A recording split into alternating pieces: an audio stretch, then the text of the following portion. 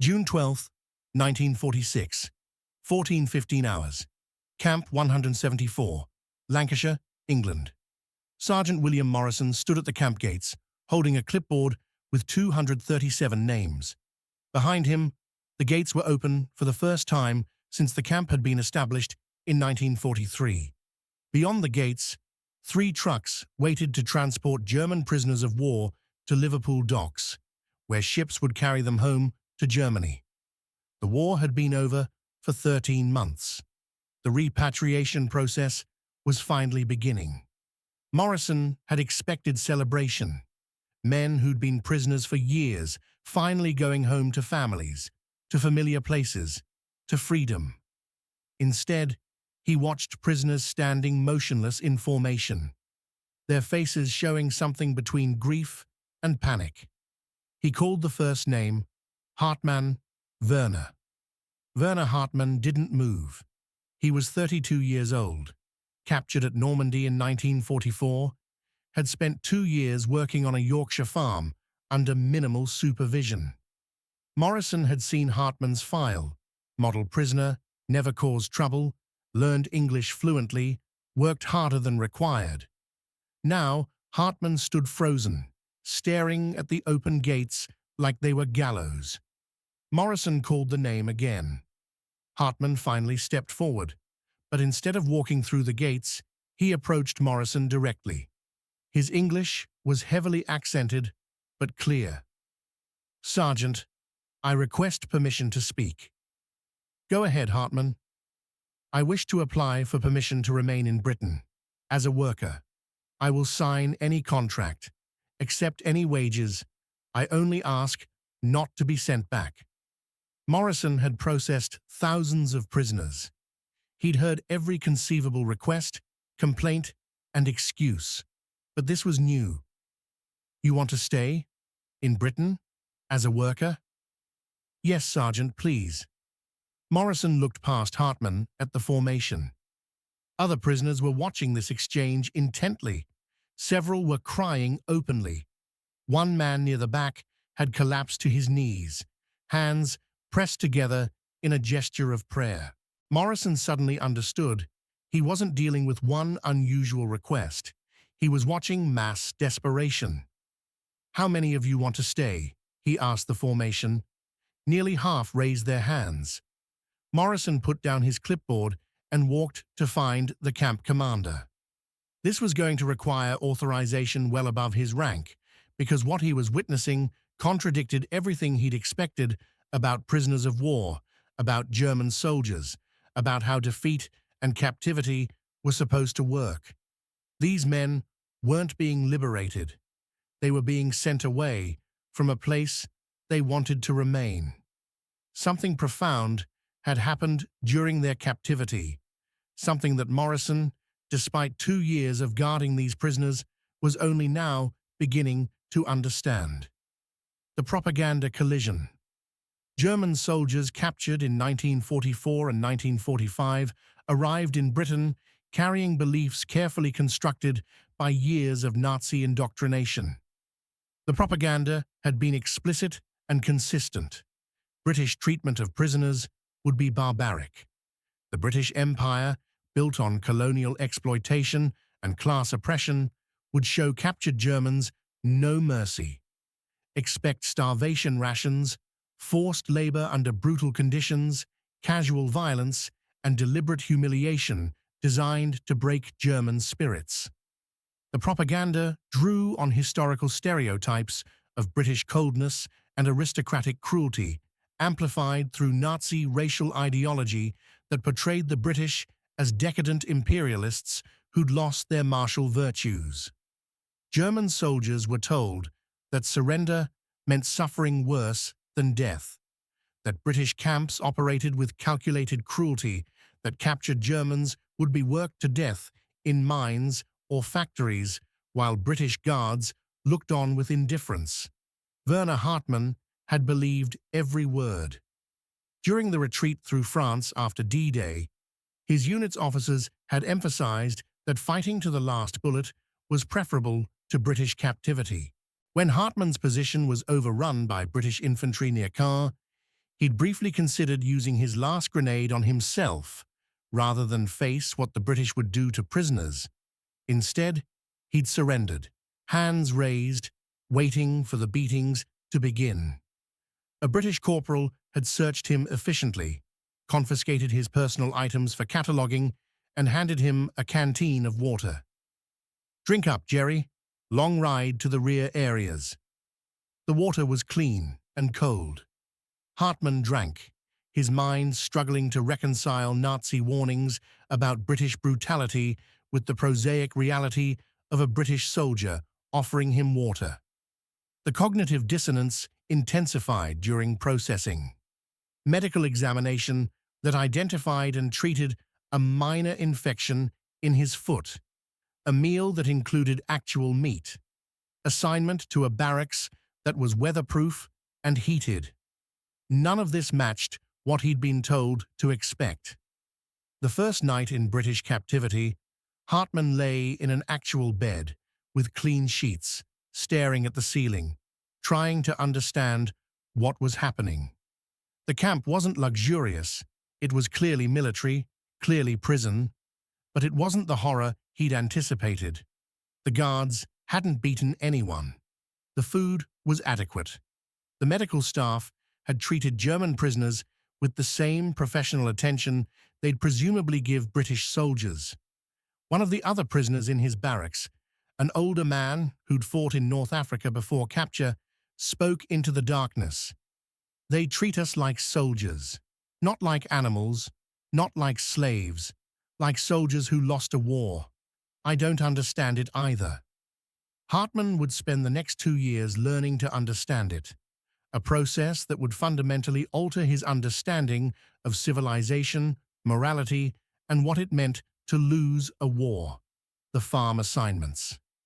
German prisoners were dispersed across rural Britain in small groups, typically 5 to 15 men, assigned to individual farms or small clusters of farms. Security was minimal. A single guard might supervise multiple work sites, or farmers were trusted to manage prisoners directly. The prisoners worked regular agricultural hours, received standard rations, and were housed in converted farm buildings or temporary camps near the work sites. Werner Hartman was assigned to a farm in Yorkshire, owned by a man named Thomas Hewitt. Hewitt was 63, had lost a son at Dunkirk, and needed help with spring planting that he couldn't complete alone. He'd requested prisoner labor with considerable reluctance. The idea of Germans working his land felt wrong, but crops needed planting, and pride wouldn't harvest fields. Hartman arrived at Hewitt's farm on a cold April morning in 1944, accompanied by a British corporal who gave Hewitt basic instructions. The prisoner was to work normal farm hours, was not to be abused, was entitled to adequate food and shelter, and would be collected each evening unless Hewitt wished to house him on site with appropriate security arrangements. Hewitt looked at Hartman, thin, tired, wary, wearing a British uniform with POW markings, and saw the enemy who'd killed his son. Hartman looked at Hewitt and saw a British farmer who'd probably spent the war safely away from combat while German cities burned. The silence between them was heavy with resentment and grief and unwilling necessity. "Right," Hewitt said finally. "You'll work the North Field. Ploughing first? Can you handle a plough horse?" Hartman nodded. He'd grown up on a small farm near Hamburg. Horses he understood. The first weeks were conducted in near silence. Hewitt gave instructions. Hartman executed them competently. They took separate meals, maintained careful distance, spoke only when work required communication. Hartman expected nothing else. He was a prisoner, Hewitt was British, and the war had created a gulf between them that neither man expected to bridge. But agriculture creates its own intimacy through shared labor and common purpose. Crops don't care about nationality. Animals need feeding, regardless of political ideology. The rhythm of farm work, Early mornings, long days, physical exhaustion, the satisfaction of visible progress, slowly eroded the careful distance both men maintained. Hewitt noticed that Hartman worked harder than required, took initiative without being asked, treated animals with competence and gentleness. Hartman noticed that Hewitt, despite his grief and resentment, never treated him with deliberate cruelty, never withheld food, never assigned tasks designed to humiliate. They were two men farming together, nothing more complicated than that. And gradually, the war receded into background context rather than foreground reality. The transformation wasn't dramatic, no single moment of connection or understanding. Instead, it was accumulated through hundreds of small interactions, Hewitt commenting on weather patterns and Hartman responding with observations from German farming. Hartman asking about British crop rotation methods, and Hewitt explaining with the patience of an experienced farmer teaching someone who genuinely wanted to learn. The discovery that they'd both raised dairy cattle and could discuss the specific challenges of keeping cows healthy through winter.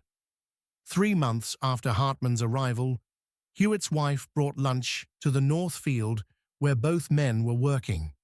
She'd prepared enough for both, which was technically against regulations, but also basic human decency when watching men work through lunch hour.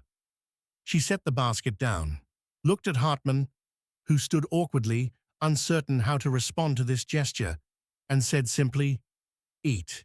You're no good to anyone if you collapse from hunger." They ate together, sitting on opposite ends of a stone wall, saying little. But the gesture had meaning that transcended the meal itself. Hartman was being fed, not as a prisoner performing forced labor, but as a worker deserving of nourishment. The distinction mattered enormously. The unexpected kindness. The pattern repeated across Britain as German prisoners were integrated into civilian work projects.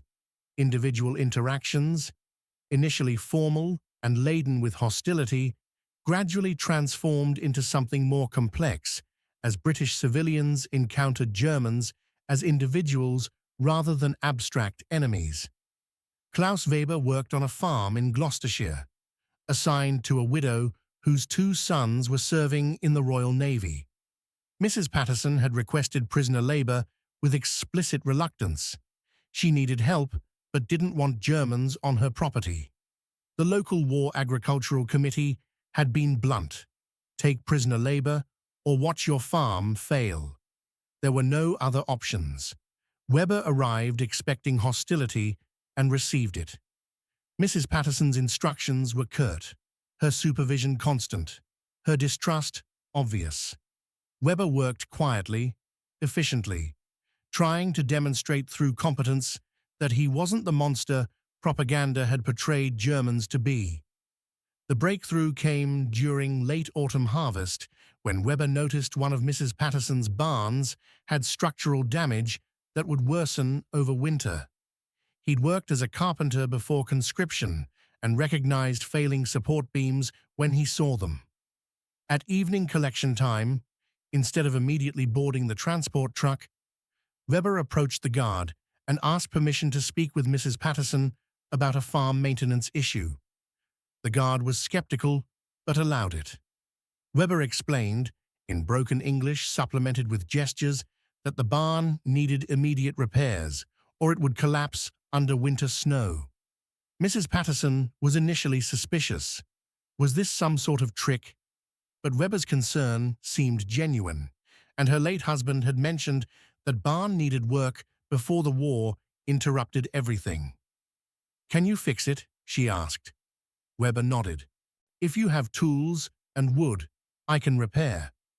Mrs. Patterson made a decision that violated numerous regulations. She requested that Weber be assigned to her farm, full-time, housed on site, to complete necessary repairs before winter. The authorities approved reluctantly. Weber moved into a small room above the stable, received basic carpentry tools, and spent 6 weeks rebuilding the barn's structural supports. Mrs. Patterson watched him work with gradually diminishing suspicion. Weber arrived at dawn, worked through the day with obvious skill, and produced results that demonstrated genuine craftsmanship rather than minimum required effort. He wasn't sabotaging anything. He wasn't trying to escape.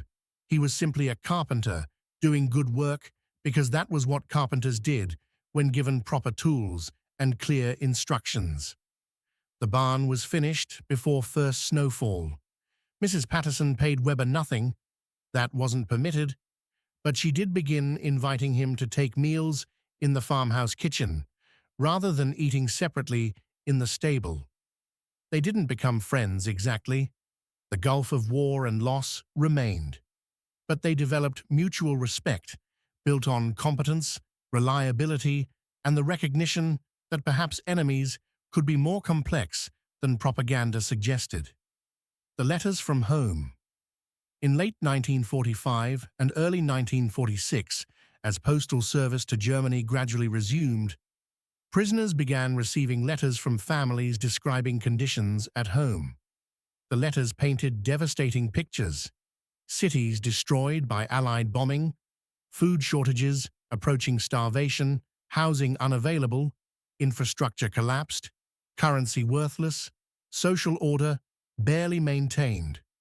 Werner Hartmann received a letter from his wife in February 1946.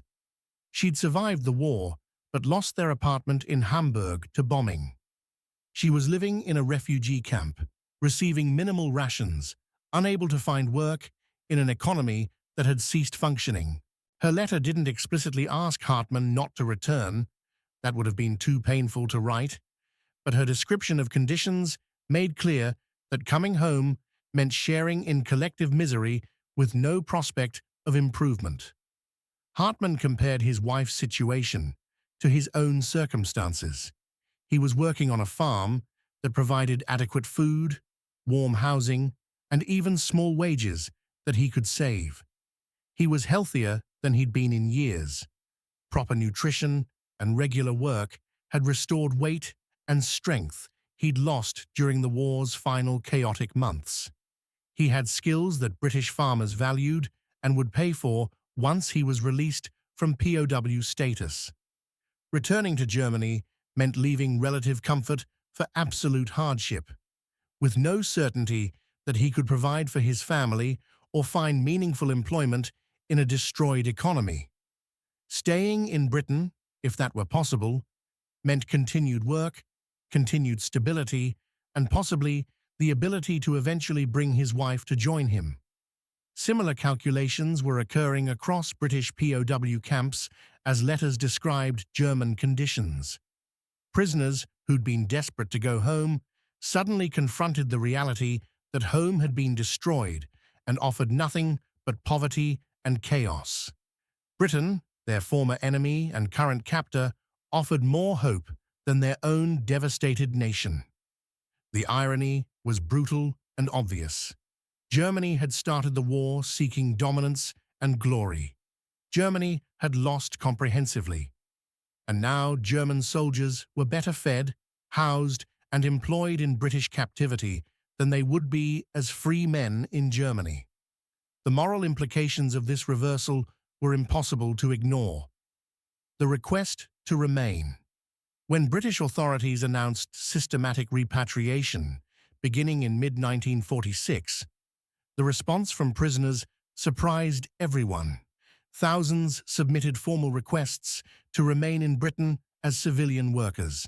The requests were carefully worded, emphasizing not emotional attachment, but practical economics.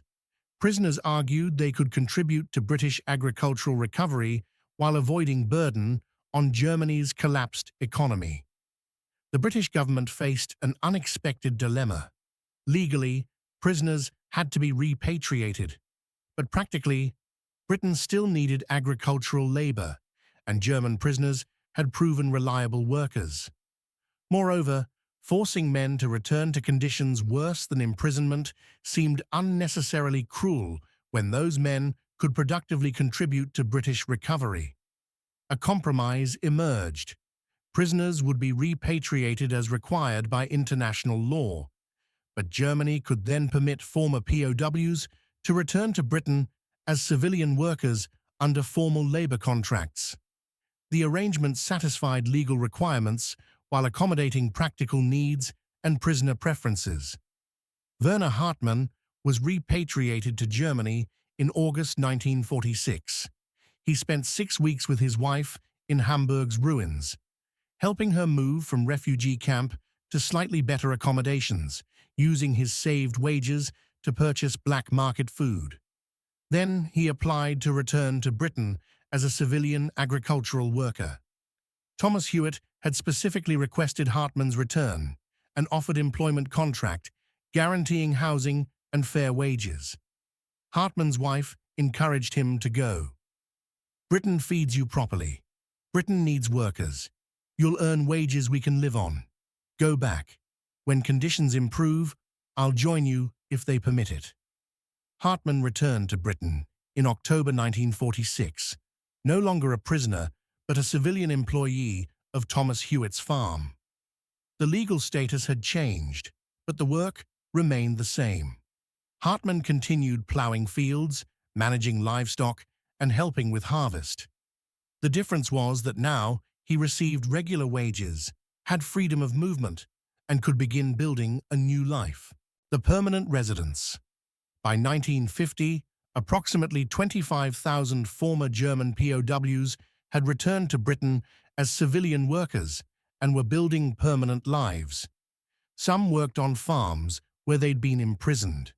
Others found employment in construction, manufacturing, or service industries desperate for labor during Britain's post-war reconstruction.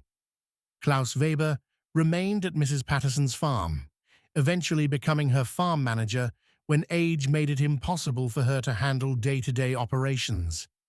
He married a British woman from the neighboring village in 1952, a relationship that had developed slowly through casual encounters at market and church socials.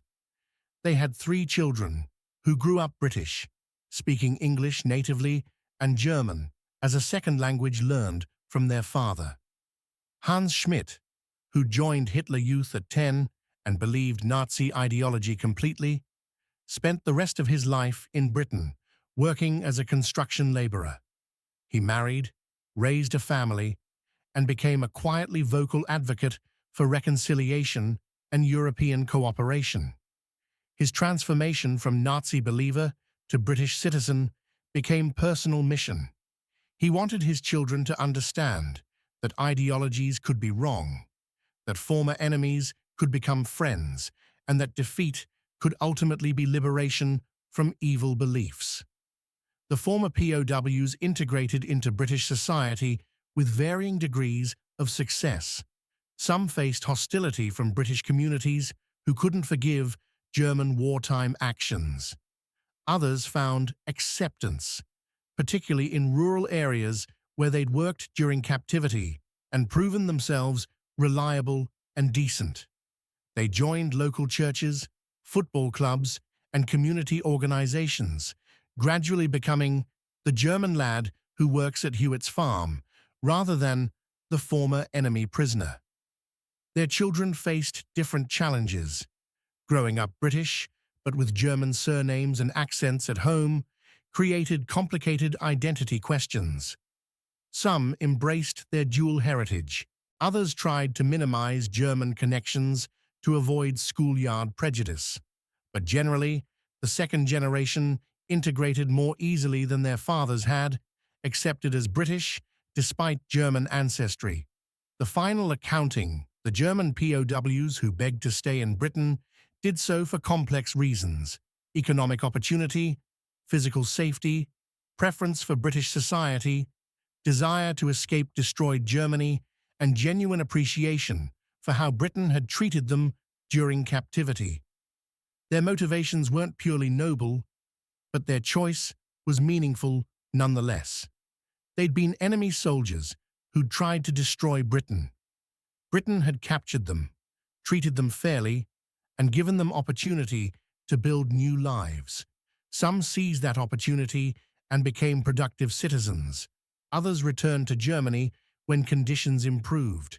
But the fact that thousands chose to remain validated British approach to captivity and demonstrated that moral restraint served practical purposes. Sergeant William Morrison, who'd watched prisoners beg not to be repatriated in 1946, retired from the army in 1952 and took a job managing prisoner records for the Home Office. He maintained files on former POWs who'd returned to Britain as civilian workers, tracking their integration into British society. In 1970, he was interviewed about his wartime service guarding German prisoners. The interviewer asked if he'd been surprised when prisoners wanted to stay. Morrison thought carefully before answering. Initially, yes, I expected them to celebrate repatriation, but after reflection, it made sense. We'd treated them as soldiers who'd lost rather than criminals who deserved punishment. We'd maintained standards even when they'd fought for regime that abandoned all standards. They responded to that treatment by wanting to remain in country that had demonstrated civilization even in war. That's not surprising. That's logical. People prefer living in civilized societies. We proved we were civilized even toward enemies. Of course, some wanted to stay. Werner Hartmann died in Yorkshire in 2001, buried in the same churchyard as Thomas Hewitt. His gravestone identified him as beloved husband, father, and friend. No mention of nationality, war service, or the complex history that had brought a German soldier to spend 55 years working a British farm. The omission was deliberate. By the end, his past mattered less than the life he'd built afterward, and that life had been possible because Britain had chosen decency over vengeance when the choice mattered most.